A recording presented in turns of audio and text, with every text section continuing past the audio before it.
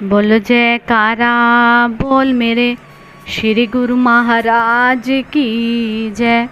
श्री अमर ज्योति दर्शन ग्रंथ, श्री प्रयागधाम। इन सब बृहत् कार्यों के अतिरिक्त आपके दिव्य मोह श्री प्रयागधाम के इतिहास को चित्रित करवाने की उठी। इस हेतु आपने ये सेवा कुछ शरणागत कलाकारों को सौंपी। स्वयं भी पूरी लगन से उन्हें एक एक चित्र का शीर्षक देते और उसकी देख रेख में ही ये सारा कार्य संपन्न करवाया। इन चित्रों के माध्यम से ये दर्शाया गया कि किस प्रकार पहले यहाँ की उबड़ खाबड़ जमीन काले पत्थरों से भरपूर थी। यहाँ कोई गाड़ी अथवा वाहन तो आ ही नहीं सकता था। पानी का भी सर्वथा अभाव था। न यातायात के साधन उपलब्ध थे और ना ही भूमि को आबाद करने के लिए कोई साधन थे। उस समय यहाँ शरणागत बहुत कम थे। उन्हें अपनी दिव्य शक्ति प्रदान कर किस प्रकार ऐसी भूमि को जग तारण प्रभु श्री श्री 108 श्री तृतीय पातशाही जी ने आबाद करना प्रारंभ किया और फिर उसी सिलसिले को बढ़ाते हुए श्री श्री 108 श्री चतुर्थ पातशाही जी ने अपने समय में यहाँ निर्माण कार्य करवाया। कर्मयोगी त्रिलोकीनाथ श्री श्री 108 श्री पंचम पातशाही जी महाराज ने उन्हीं पावन वचनों को साकार कराने हेतु अद्भुत रूप से इस धरा की कायाकल्प ही कर दी। श्री परमहंस अद्वैत मंदिर के निर्माण के साथ महातीर्थ श्री प्रयाग सरोवर और श्री प्रयाग शांति भवन की रचना, शिमला पार्क व उद्यान और दैनिक आवश्यकताओं की पूर्ति के लिए अन्य भवनों का निर्माण आदि सब कार्यों की इस चित्रों के माध्यम से संपूर्ण जानकारी मिलती है। कलाकृति की इन अनुपम रचनाओं को प्रयाग सत्संग भवन के रूप ऊपर बनी हुई गैलरी की दीवारों पर सुसज्जित करवाया ताकि प्रत्येक गुरुमुख इन चित्रों का अवलोकन कर श्री प्रयागधाम के संपूर्ण इतिहास की जानकारी प्राप्त कर सके। इसके साथ साथ विभिन्न प्रकार के पुष्पों की बहुत ही सुंदर कलाकृतियां बनवाकर श्री परमहंस अद्वैत मंदिर और श्री प्रयाग शांति भवन की दीवारों पर लगवाई। कई अन्य स्थानों पर कहीं रंगीन चित्र बनवाकर और कहीं भक्ति भाव संपन्न दोहे लिखवाकर कला के क्षेत्र में अपनी पूर्ण रुचि प्रदर्शित की। श्री सद्गुरुदेव जी महाराज के इन महान उपकारों के लिए सब प्रेमी गुरुमुख अनुयायी कृतज्ञ है। युग युगांतरों तक श्री परमहंसों के दिव्य अति दिव्य शक्ति का साकार रूप अमर ज्योति ग्रंथ में पढ़ सुनकर इन चित्रों को देखकर धन्य हो जाएंगे। श्री सद्गुरुदाता दयाल जी ने सेवकों के अदम्य निष्काम कर्म योग का पाठ पढ़ाया। इसकी सजीव झलक उनकी अनन्य निष्ठा में झलकती है।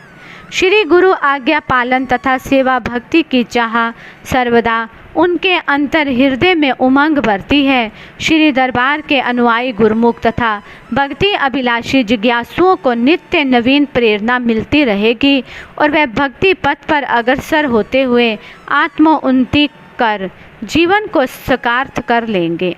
श्री परमहंस दाता दयाल जी की पारदर्शिता के अथक प्रयासों से श्री परमहंस अद्वैत मंदिर की श्री प्रयागधाम में विशाल एवं महान पारमार्थिक रचना अद्भुत स्वरूप में असंख्य जीवों को आत्मिक संपदा से माला माल करने में सक्षम है। विश्व के सभी स्थानों से आकर जिज्ञासु दर्शनार्थी एवं अनुयायी सुविधापूर्वक सेवा सुमिरन सत्संग दर्शन ध्यान का लाभ उठाते हैं।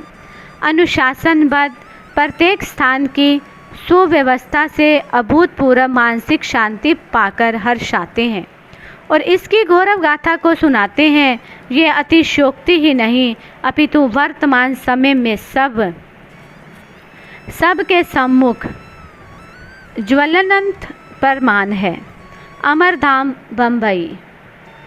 श्री परमहंस श्री सद्गुरुदाता दयाल जी ने श्री प्रयागधाम से पश्चिम देशों को कृतार्थ करने के मौज को साकार रूप प्रदान करने के लिए एवं दर्शनार्थी गुरुमुखों को श्री प्रयागधाम में पहुंचने की सुविधा प्रदान करने के लिए बम्बई महानगर में आश्रम स्थापित करवाया।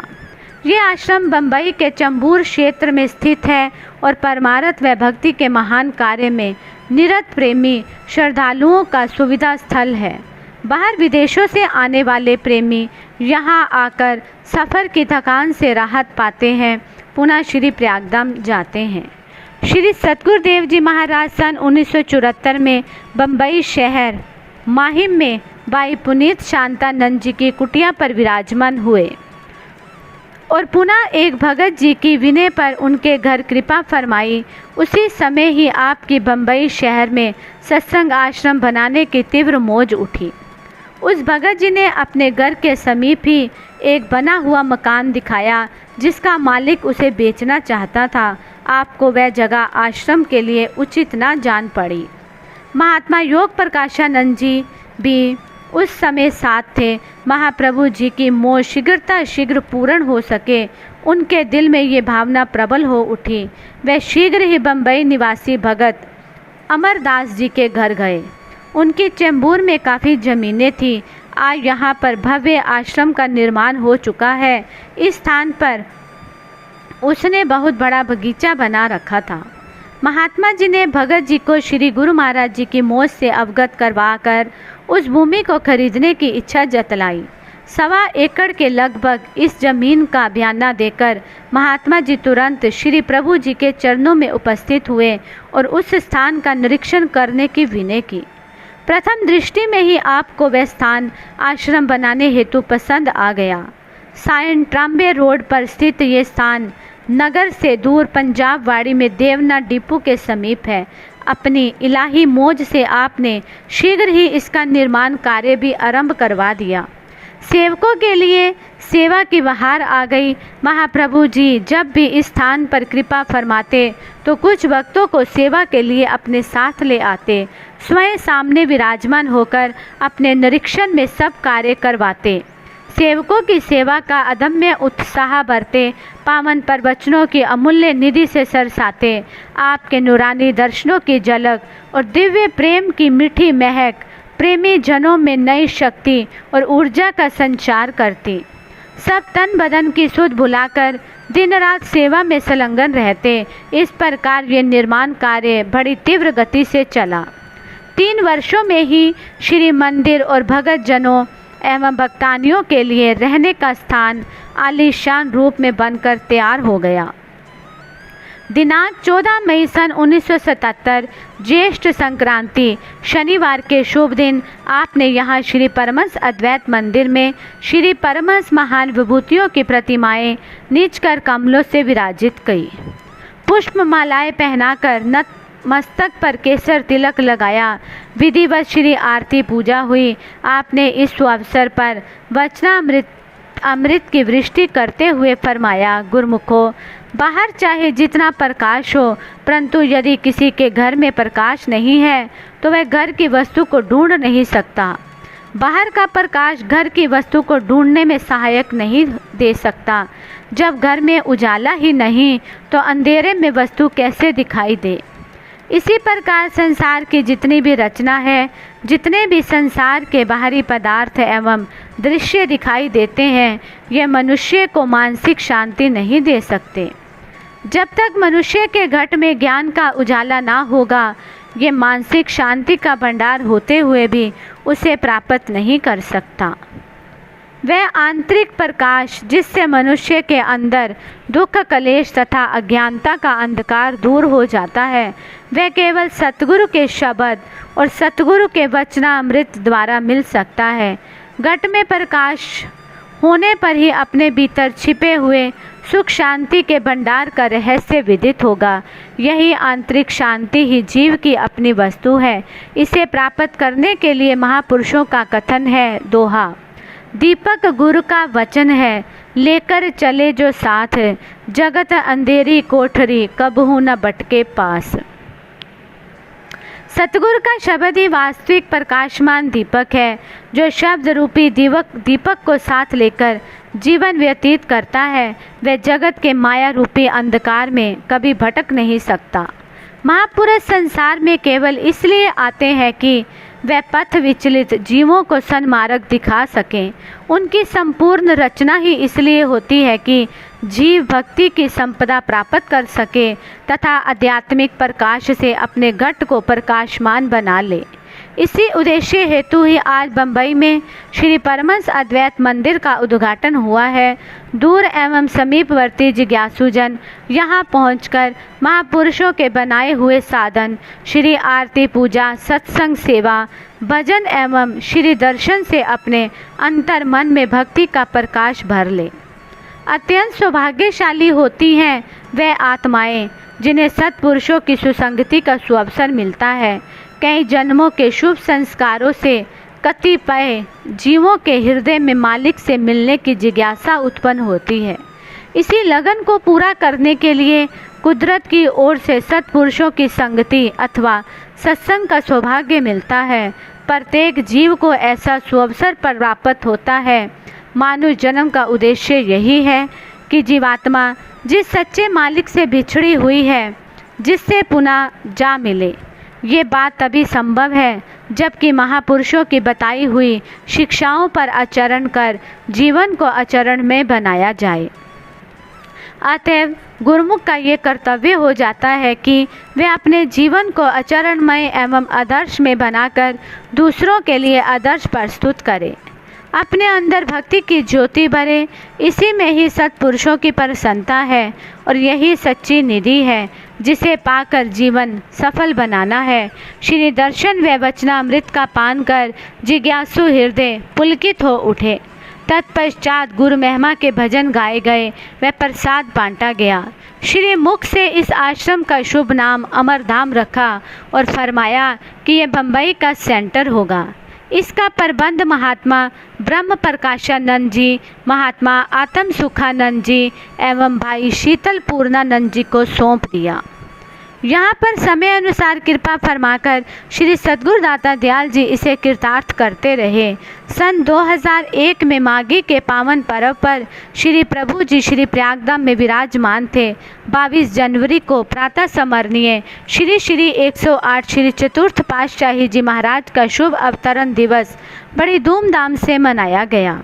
उसके पश्चात आपने बम्बई के लिए प्रस्थान किया। 22 जनवरी सन 2001 में भुज में बहुत जोरदार भूकंप आया जिसकी तीव्रता 7.6 नापी गई। ये ऐसा शक्तिशाली भूकंप था जिसमें सहस्रों की संख्या में लोग नींद में सोए हुए भी चंद क्षणों में निद्रा देवी को समर्पित हो गए। बड़ी बड़ी इमारतें ढहकर ढेर हो गई। इस हादसे में जन माल का कितना नुकसान होता था ये तो स्वयं कुदरत ही जानती थी, लेकिन कुदरत से भी ऊपर महापुरुषों की शक्ति है जो बार बार अपने प्रेमी गुरुमुखों को जीवन दान देती है। यहाँ भी कुछ ऐसा ही संयोग बना। हुआ ये कि प्रातः 3:30 बजे के लगभग जब सब लोग कुछ ही पलों के बाद होने वाले प्राकृतिक प्रकोप की क्रूरता से अनभिज्ञ निद्रा मगन थे, उस समय प्रकृति के रहस्य को जानने वाले भविष्य दृष्टा महापुरुष, जीवों के सच्चे खैर ख्वाह, भक्त वत्सल, करुणा वत्सल श्री सतगुरुदेव जी महाराज ने अपने प्रेमी भक्तों से सहानुभूति के प्रति पूर्ण सजग थे। आपने कुछ ही पलों में आने वाली परले से होने वाली जनहानि को भांपते हुए इस अनहोनी का बहुत सा भाग अपने सुकोमल तन पर उठा लिया। उस समय महात्मा योग नित्यानंद जी ऊपर कक्ष में सेवा में मौजूद थे। महाप्रभु जी ने उन्हें अपनी दाईं बाजू में दर्द निवारक मरहम लगाने का आदेश दिया। साथ में फरमाया कि आश्रम में मौजूद सभी गुरुमुखों को भजन पर बैठने के लिए सचेत करें। महात्मा जी ने मरहम लगाई और तुरंत ही नीचे जाकर सभी गुरुमुखों को श्री आज्ञा सुनाते हुए भजन पर बैठ जाने के लिए कहा। सभी गुरुमुख जन आलस्य, प्रमाद एवं निद्रा छोड़कर भजना अभ्यास में बैठ गए। इस प्रकार आपने अपने सुकोमल तन पर कष्ट उठाकर सबको विषम आपदा से बचाया।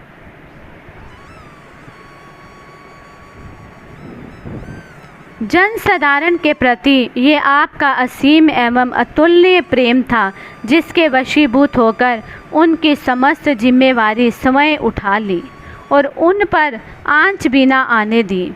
संत दूलन दास जी अपनी वाणी में वर्णन करते हैं, दोहा, ताती भाव लागे नहीं आठों पहर आनंद, दूलन नाम स्नेहते दिन दिन दिन दशा दुचंद, काल कर्म की गम नहीं नहीं पहुँचे ब्रह्मबान, दूलन चरण शरण रहू क्षेम कुशल अस्थान। जो सतगुरु पर आश्रित होते हैं उन सेवकों को कोई भी दुख नहीं व्यापता, वे आठों पहर आनंद में रहते हैं। जिस प्रकार दूज के चांद की कलाएं बढ़ती जाती है, ऐसे ही गुरु शब्द से स्नेह करने वालों के जीवन में आनंद और सुख की बढ़ोतरी होती रहती है। जिसकी सुरती नाम के साथ जुड़ जाती है और सतगुरु की चरण शरण मिल जाती है, वह हर समय सुरक्षित रहता है। उस पर काल व माया अपना प्रभाव नहीं डाल सकते और ना ही ब्रह्म संशय अपना कोई दाव पेच चला सकते हैं, ऐसा सत्पुरुषों का कथन है। बोलो जयकारा बोल मेरे श्री गुरु महाराज की जय।